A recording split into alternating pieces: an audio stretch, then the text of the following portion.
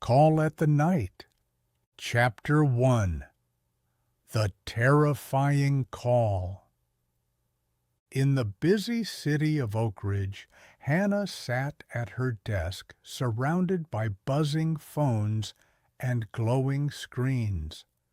She was a 911 operator, someone who answered emergency calls and helped people in trouble. With her headset on and a calm voice, she was ready to assist anyone who needed help. That evening, as the sun set, Hannah's phone rang. She quickly answered, 911, what's your emergency?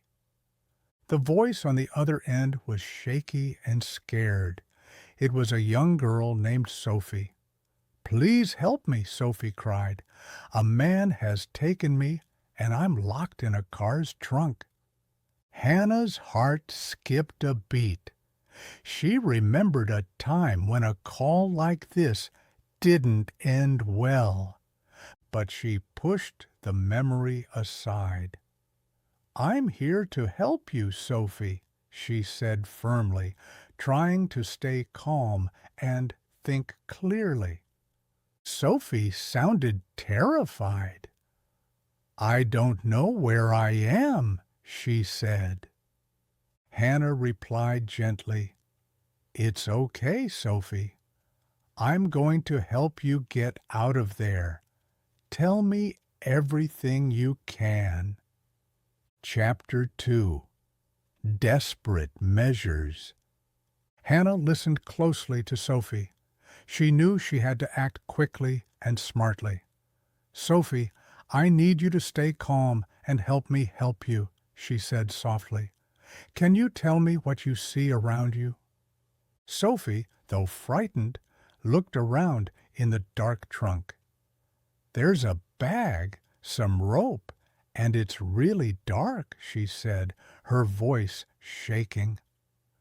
Good job, Sophie. Now let's try something, said Hannah, thinking fast. Can you find the car's tail lights? We need to make sure someone sees you. She explained how to kick the lights out from inside the trunk. It was a brave thing to ask, but it was their best chance. Sophie found the lights and started kicking. I did it! One light's out, she said, out of breath. That's great, Sophie. Keep going, Hannah encouraged. Hoping someone would see the broken light, Hannah added, Now wave something out of the hole, anything you can find. Sophie, growing a little braver, waved a piece of cloth through the hole. Cars sped by on the highway, and Hannah silently hoped someone would notice. Chapter 3. A Sinister Connection. As Sophie spoke, Hannah tried to figure out where she might be. The way Sophie described the man reminded Hannah of someone from an old case, a dangerous man she had heard of before. Her determination grew. I won't let him get away this time, she thought. She called Officer Max, a trusted and brave policeman. Max, a young girl is in danger. We need your help, she told him. Max trusted Hannah completely. He quickly informed his team. We have a serious situation, he said. Let's move. Back in her office, Hannah kept talking to Sophie. Don't worry, we're doing everything we can to find you. Just stay brave, she said warmly. Chapter 4. The Rescue Operation. Hannah stayed focused, using every clue to find Sophie. Can you hear anything outside? She asked. Sophie paused, then said, A train. I hear a train." Hannah's eyes lit up. "That's a good clue," she said. Max and his team were already driving. Hannah told them everything. Max remembered a place near the railway, a creepy old house. "We'll check there," he told his team. They reached the area and moved quietly.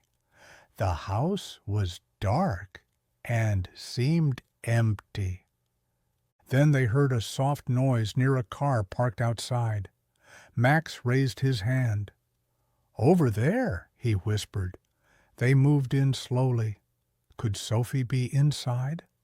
Chapter 5. The Final Confrontation. Max and his team crept toward the car. It was dusty and still.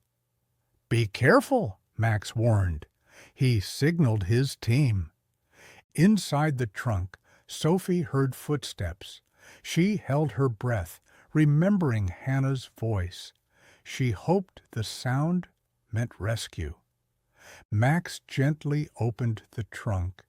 There was Sophie, scared but alive. "We found her," Max said into his radio. Tears filled Sophie's eyes. She was safe. But then a noise. The kidnapper was trying to flee. The officers chased him.